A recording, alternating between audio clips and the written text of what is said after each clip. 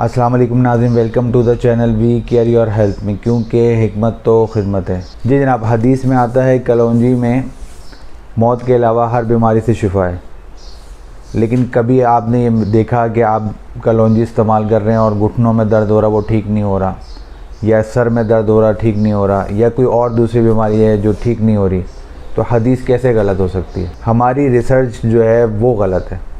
तो हमें क्या करना है, कलौंजी के साथ क्या क्या मिलाकर इस्तेमाल करेंगे तो हमारी कौन कौन सी बीमारियां ठीक होंगी, तो इस वीडियो के अंदर मैं आपको वो बताऊंगा।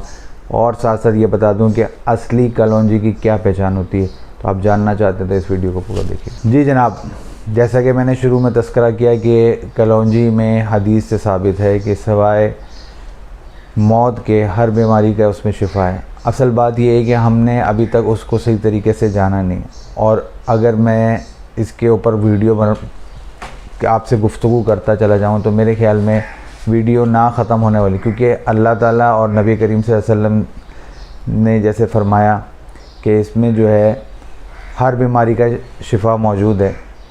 तो अगर मैं हर बीमारी का तज़किरा करूंगा तो बहुत तवील वीडियो हो जाएगी, इसलिए मैंने मुख्तसरन कुछ बीमारियों को मद्देनज़र रखते हुए और कलौंजी के साथ हम क्या क्या चीज़ें ऐसी मिलाएं जिससे जो है हमारी बहुत सारी बीमारियां जो मैंने आपके सामने अभी तज़किरा करूंगा वो ठीक हो जाएंगी, और किस तरीके से कलौंजी का इस्तेमाल किया जाए और क्या हम गलती करते हैं कलौंजी इस्तेमाल करते वक्त, ये सारा कुछ मैं आपको बताऊंगा। लेकिन मैं कहूँगा कि मेरी वीडियो को लाइक करें, शेयर करें, हमारे चैनल को सब्सक्राइब करें। कोई भी मेडिसिन मंगवाना चाहते हैं या कोई बात पूछना चाहते हैं तो जनाब इस नंबर पर मुझसे रब्ता कर सकते हैं। जी जनाब, कलौंजी को सयादाना भी कहा जाता है, और अरबी में इसको हुब्बतुल असूदा कहा जाता है, फ़ारसी में इसको शुनीस कहा जाता है, और अंग्रेज़ी में ब्लैक कॉमिन के नाम से इसको जाना जाता है। सिंधी में इसको कलौड़ी और बंगाली में इसको मगरेला कहा जाता है, और संस्कृत में इसको कंची कहा जाता है।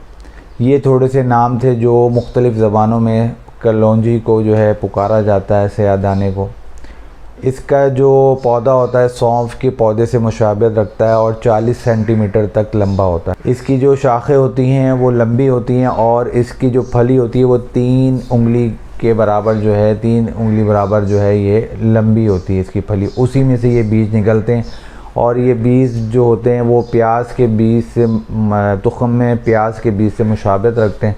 तो बाज़ लोग समझते हैं कि ये जो है प्याज के बीज हैं, लेकिन कलौंजी के बीज जो है उनका अपना ही एक जो है कहते हैं देखने में वज़ाहत हो जाती है। जब आप देखते हैं स्क्रीन पे जो है दिखा रहे होंगे कलौंजी को, तो वो जो है कहते हैं तुख़्म में प्याज और कलौंजी का फ़र्क आपको सही समझ में आ जाएगा। इसकी बैरूनी सतह जो होती है वो स्याह होती है, जैसा कि मैंने तज़किरा किया, हर कोई जानता है सयादाने के नाम से, लेकिन इसका मगज़ जो होता है वो सफ़ेद होता है। जायका इसका अगर तज़किरा करूँ तो फीका होता है, और मिजाज इसका जो होता है वो गर्म और खुश्क होता है। मुकाम पैदाइश अगर तज़किरा करूँ तो हिंदुस्तान के अंदर और बंगाल में ख़ुसूसी तौर पर इसको काश्त किया जाता है।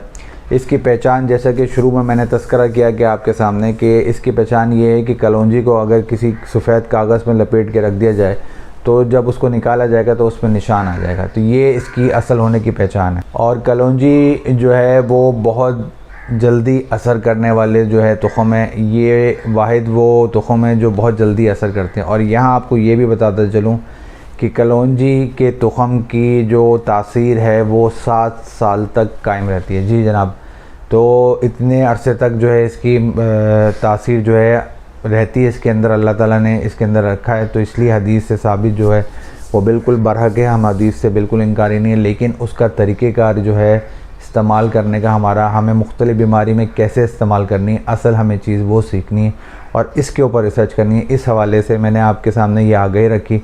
मेरे ख़्याल में जो है इस तरीके की आगाही किसी ने नहीं रखी होगी। तो चंद बीमारियाँ आपके सामने तज़किरा करने लगा हूँ, कौन सी बीमारी में कलौंजी को किसके साथ इस्तेमाल किया जाए तो फ़ायदा होगा। कलौंजी का एक हिस्सा और आधा हिस्सा काला नमक का अगर इसको मिलाकर इस्तेमाल करवाया जाए तो पेट का जो है दर्द जो है फ़ौरी तौर पे ख़त्म हो जाता है। तो आप जो है कहते हैं कभी भी पेट में दर्द हो, कलौंजी का एक हिस्सा लें और आधा हिस्सा उसके बराबर काला नमक का ले लें और उसको इस्तेमाल कर लें, आपका पेट का दर्द जो है ठीक हो जाएगा। और जनाब, कलौंजी के तेल को तिल के तेल में मिलाकर हम वज़न मिला लें और उसको रख लें शीशी। कभी भी किसी बच्चे के, बड़े के, बूढ़े के, किसी के भी कान में दर्द हो रहा है तो उस इसको 2 कतरे कान में टपका दें तो कान का दर्द भी ठीक हो जाएगा। असाबी दर्द जो होते हैं वो दर्द पट्ठों के, खिंचाव के, ये सारे जो दर्द होते हैं, इसके लिए एक नुस्खा बताने लगा हूँ। तो इसको आप चुटकी सालन के अंदर भी डाल के इस्तेमाल कर सकते हैं और आधा चाय का चमचा जो है सुबह और शाम या एक वक्त भी जो है आप इसका इस्तेमाल कर सकते हैं।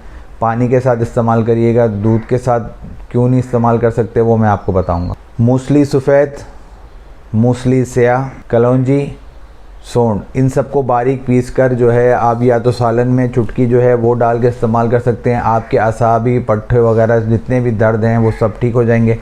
और जनाब साथ साथ आपको ये बताता चलूँ कि जो है कहते हैं जो जिस्म में कमज़ोरी है उसमें भी बेहतरी आएगी, गैस्ट्रिक प्रॉब्लम भी बेहतर हो जाएगा। रोगन खशखाश और रोगन कलौंजी, रोगन खशखाश के 2 हिस्से, रोगन कलौंजी का 1 हिस्सा। जिन लोगों को बेख्वाबी की कैफियत रहती है, नींद प्रॉपर नहीं आती, ख्वाब की कैफियत आती, तो वो इस दोनों रोगन को मिलाकर माथे पर, कनपट्टी पर जो है इसकी मालिश करें सोते वक्त, तो ये बेख्वाबी की जो कैफियत है या ये जो आदत है वो ख़त्म हो जाएगी इंशाअल्लाह ताला। बहुत अफाका होगा और नींद बेहतर होती जाएगी। जब इंसान की नींद बेहतर होगी तो बहुत सारी चीज़ें भी उसके जो है जिस्म की जो बीमारियां हैं वो भी कम होंगी, क्योंकि रेस्ट करना अल्लाह ताला ने निज़ाम बनाया है कि सुबह में काम करना और रात में आराम करना है।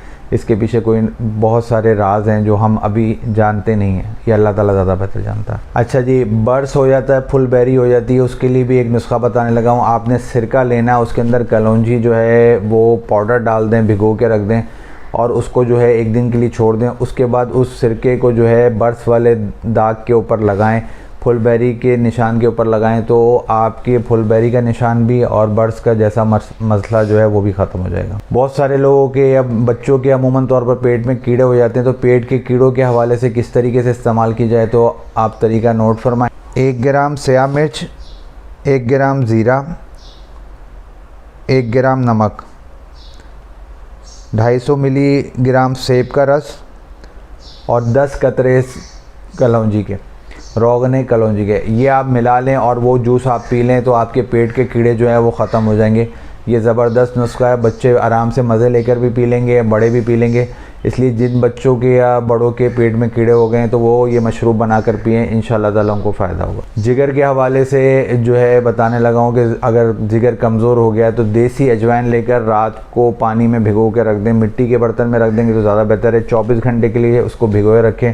उसके बाद उसको जो है आप लेकर उसमें 6 कतरे मिला लें उस पानी के अंदर और उसको जो है आप पी लें, तो आपका जो है जिगर जो है वो मजबूत भी होना शुरू हो जाएगा। जिगर के कोई मसलाइल जो आपके साथ दरपेश हो रहे हैं वो भी ठीक होना शुरू हो जाएगा। जी हाँ, हाई ब्लड प्रेशर के लिए जो है शरबत किसी किस्म का भी हो, शरबत इलायची हो, गर्मियाँ हैं, संदल है, आपने उसके अंदर आधा चाय का चमचा रोगन कलौंजी मिलाना है। तो हाई ब्लड प्रेशर वाले जो हैं वो परेशान ना हो, वो इसका इस्तेमाल इस तरीके से करेंगे तो इंशाअल्लाह ताला उनका हाई ब्लड प्रेशर का मसला भी हल हो जाएगा। जी जनाब, नुकसान ये है कि आपको बताने लगा हूँ इसका नुकसान भी, इतनी सारी चीज़ें मैंने आपके सामने तस्करा की और कैसे कैसे इसका इस्तेमाल करवाया जाता है। हम तरीक़ेकार जो है सही इख्तियार करेंगे तो हमें फ़ायदा होगा।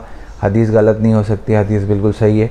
और जनाब रिसर्च करनी पड़ती है, थोड़ी सी मेहनत करनी पड़ती है, उस हवाले से आपके सामने ये आगाही रखी है। तो इस वीडियो को लाइक भी करिएगा, शेयर भी करिएगा और हमारे चैनल को सब्सक्राइब भी करिएगा और दूसरों तक आगाही पहुँचे, क्योंकि हम कहते हैं हिकमत तो खिदमत है। और कोई भी सवाल पूछना चाहते हैं तो इस नंबर पर मुझसे रब्ता कर सकते हैं। नुकसान आपको बताने लगा हूँ कि हामला ख़वातीन जो हैं वो इसका इस्तेमाल ज़रा एहतियात के साथ करें, क्योंकि ये गर्म और खुश्क होती है। यहाँ आपको ये बताता चलूँ, जो लोग दूध के साथ इसका इस्तेमाल करेंगे वो सिर्फ रोगन जो है इसका इस्तेमाल करेंगे दूध के साथ जो होंगे।